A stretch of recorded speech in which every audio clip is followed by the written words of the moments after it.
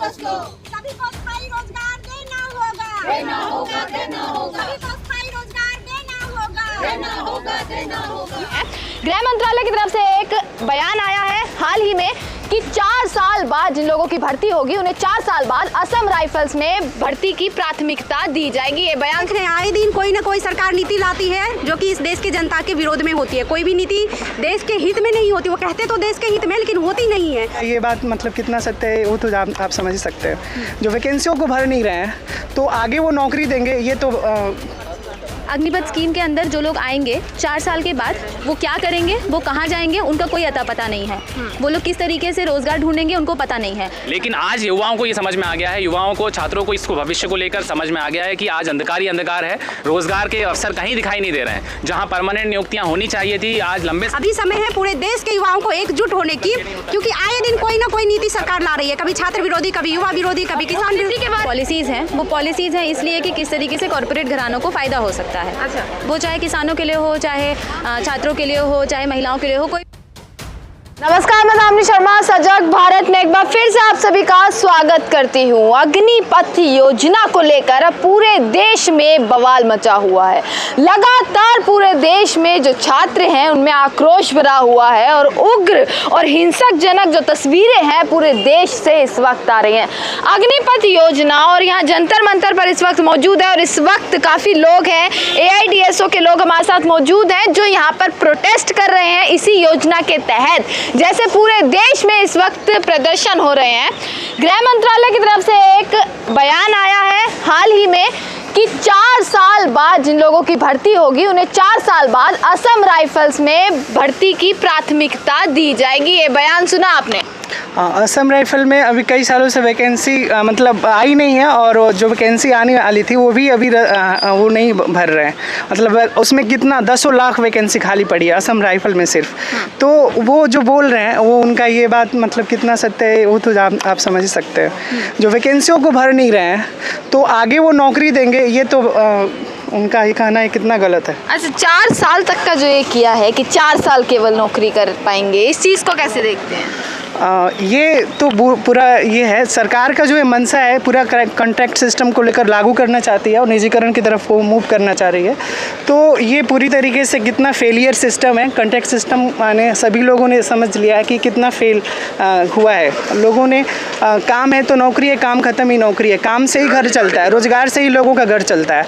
तो रोज़गार के बिना किसी का घर नहीं चलता और सभी घरों में बेरोज़गारी की समस्या से लोग झेल रहे हैं, आत्महत्या तक कर रहे हैं। तो ऐसे स्थिति में जो ये बोल रहे हैं वो लोग, ये एकदम संवेदनशील है। मतलब उनके तरफ से कोई इस तरीके का संवेदनशीलता नहीं है कि वो लोगों के, युवाओं के जो मन की जो बात है, रोजगार की जो चिंता है, उनको लेकर के उनका कोई सोचने की वाली बात नहीं। अच्छा, जिस प्रकार से पूरे देश से इस वक्त तस्वीरें आ रही हैं, बसें जलाई जा रही हैं, ट्रेन जलाई जा रही हैं, जो हिंसाजनक तस्वीरें आ रही हैं, छात्रों का उग्र होना कहाँ तक सही है? देखिए, ये बिल्कुल सही नहीं है। इसका हम लोग भी विरोध कर रहे हैं, इसका हम लोग भी निंदा कर रहे हैं कि ऐसा नहीं होना चाहिए। ये तरीका आंदोलन का ठीक नहीं है।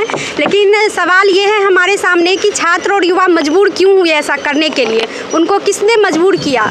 क्योंकि हम देख रहे हैं आए दिन कोई ना कोई सरकार नीति लाती है जो कि इस देश के जनता के विरोध में होती है। कोई भी नीति देश के हित में नहीं होती। वो कहते तो देश के हित में लेकिन होती नहीं है। तो लोगों का गुस्सा जो है वो गलत तरीके से निकल रहा है। तरीका सही होना चाहिए, शांतिपूर्ण तरीका, एकजुट होकर के शांतिपूर्ण और अनुशासन तरीके से आंदोलन होना चाहिए। और ये हम अपील भी युवाओं से, देश के युवाओं से करना चाहते हैं कि आंदोलन जारी रखें, लेकिन शांतिपूर्ण तरीके से जारी रखें, अनुशासन बद्ध में रखें, आंदोलन को जारी रखें। लेकिन अभी समय है पूरे देश के युवाओं को एकजुट होने की, क्योंकि आए दिन कोई ना कोई नीति सरकार ला रही है। कभी छात्र विरोधी, कभी युवा विरोधी, कभी किसान विरोधी। के बारे में सरकार कहती है कि आप छात्र ही उस नीति को समझ नहीं पा रहे। एक तो आपकी भलाई करें, ऊपर से आपको वो चीज समझ नहीं आ रही। आप लोगों को पता होगा कि जब किसान बिल लाया गया था तो किसान आंदोलन जब शुरू हुआ था तब भी यही कहा गया था कि किसान लोग हम किसान के फायदे में कर रहे हैं और वो लोग इस भलाई को समझ नहीं पा रहे हैं। लेकिन लास्ट में हमने देखा कि क्या हुआ, किसान लोग सही थे।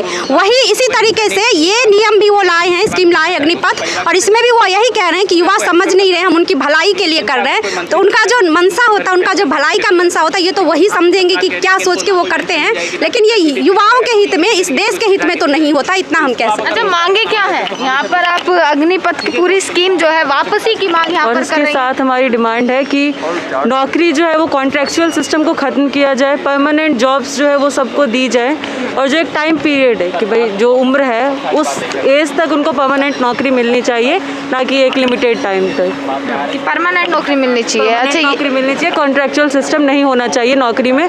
जो केवल इसमें नहीं, हम देख रहे हैं आज पूरा जॉब मार्केट ही जो है वो कॉन्ट्रैक्चुअल बना दिया गया है। हर फील्ड में लेबर लॉज जो लाए गए हैं उसमें भी इस तरीके की बातें की गई हैं कि आप उनको कॉन्ट्रैक्चुअल बेसिस पे काम देंगे, जितना वो काम करें केवल उतना, बाकी सिक्योरिटी जो है वो हर लेबर से, हर वर्कर से छीन ली जा रही है। तो हम लोग की डिमांड है कि जॉब्स मिलनी चाहिए सबको, जॉब्स की गारंटी दी जाए और साथ साथ परमानेंट जॉब की गारंटी दी जाए, ना कि कॉन्ट्रैक्चुअल जॉब्स की। और देश भर से तस्वीरें आ रही हैं, कुछ लोग हैं कुछ छात्र हैं जिनकी सुसाइड की जो खबरें हैं वो भी सामने आई हैं। इट्स वेरी पेनफुल एक्चुअली कि वो लोग जो अपना सब कुछ केवल एक जॉब के लिए उन्होंने लगा दिया है, सालों साल मेहनत कर रहे हैं। वी ऑलरेडी एक्सपीरियंस कि किस तरीके से नौकरी इतनी कम निकल रही होती हैं। उसमें भी 25% और 75% का जो है। जी बिल्कुल। और उसके बाद फिर जब बातें हो रही हैं कि वो जो नौकरी वो लोग सालों साल स्ट्रगल करके उनको वो नौकरी केवल 4 साल के लिए मिलेंगी, वो युवा जो हर एक चीज़ छोड़ चुका है, जो अपना फ्यूचर केवल एक जॉब के लिए उसने सब कुछ छोड़ दिया है, उसके लिए कितना पेनफुल है। एंड लाइक वो उसको समझ नहीं आ रहा कि वो क्या करे। The struggle which he has taken, अब उसको उसका कोई एंड नहीं दिख रहा है, and that leads him to like suicide, और जो वो कर रहा है। देश का युवा जो है सेना में भर्ती होने के लिए इतनी मेहनत करता है कई साल, उसके बाद इस प्रकार की योजना आ जाना, क्या लगता है कि उन्हें सेवा करने से बाधित किया जा रहा है क्या देश?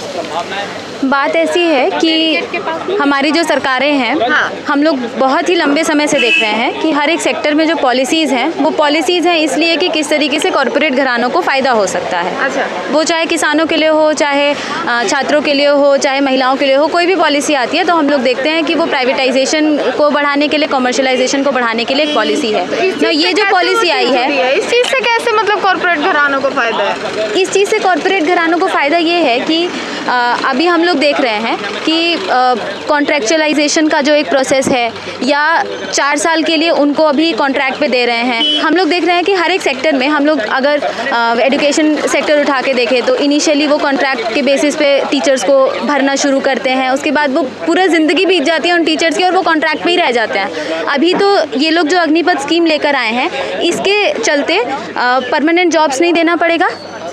अग्निपथ स्कीम के अंदर जो लोग आएंगे 4 साल के बाद, वो क्या करेंगे, वो कहाँ जाएंगे, उनका कोई अता पता नहीं है।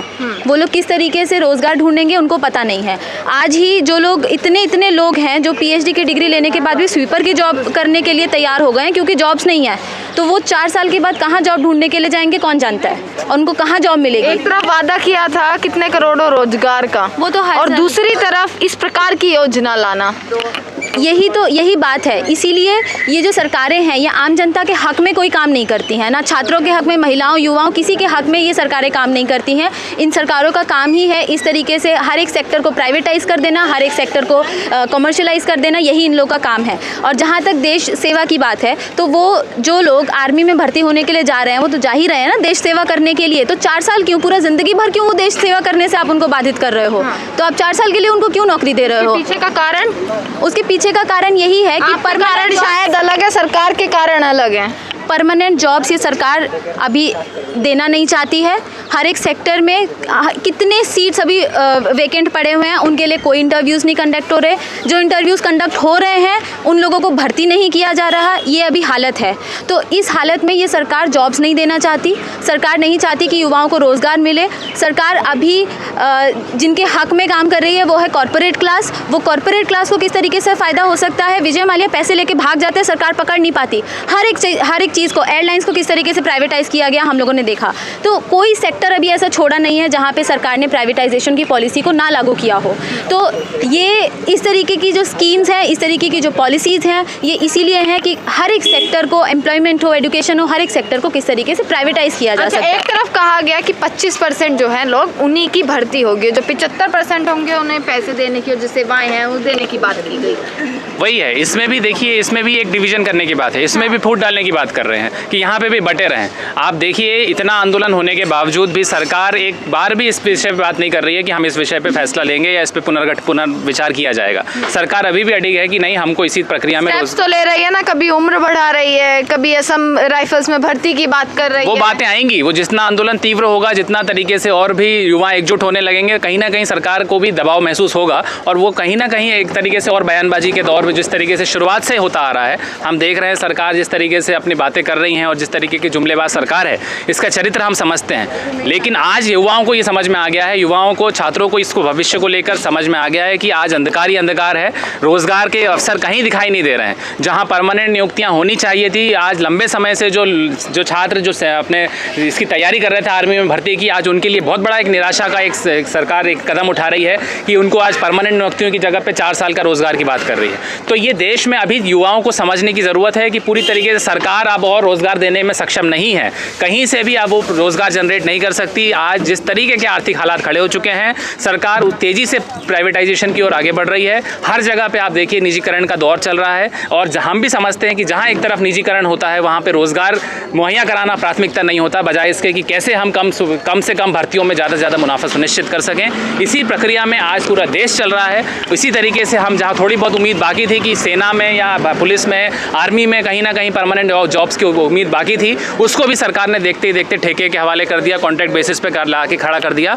और यही सरकार जो आज से कई साल पहले तक आज आर्मी के नाम पर हो देशभक्ति का जो दम्भ भरती थी, आर्मी को दिखा करके कि हाँ हमारा जज्बे को उजागर करने की बात करती थी, आज उन्हीं के साथ एक भद्दा मजाक सरकार ने किया है। और इसी देशभक्त जनता को, इसी देशभक्त आर्मी के जज्बे को ख़त्म करने के लिए सरकार ने इस तरीके की योजना लाई है। आज खबर भी ये भी है, आप देख रहे हैं कि कितने जगह से आर्मी के अंदर से खुद इसका विरोध किया जा रहा है। बेशक ये बाहर नहीं आ रही है, मीडिया में नहीं आ पा रहा है, लेकिन आज आप अगर देखेंगे तो हर तरीके से इसका विरोध किया जा रहा है। तो इसको अभी लड़ाई को, आंदोलन को ताकतवर बनाना या समय की जरूरत है। लंबी लड़ाई है, जब तक लंबी लड़ाई है, बिल्कुल बिल्कुल। आज लड़े बिना और कोई उपाय नहीं है। आज इसको, आंदोलन को सही तरीके से हम ये मांग करेंगे कि युवाओं से भी कि जिस तरीके का उग्र प्रदर्शन हो रहा है ये हम ना करें। ये सरकार को भी शांतिपूर्वक, ये सरकार को भी मौका मिलेगा इस आंदोलन को दमन करने का, दबाने का, बदनाम करने का।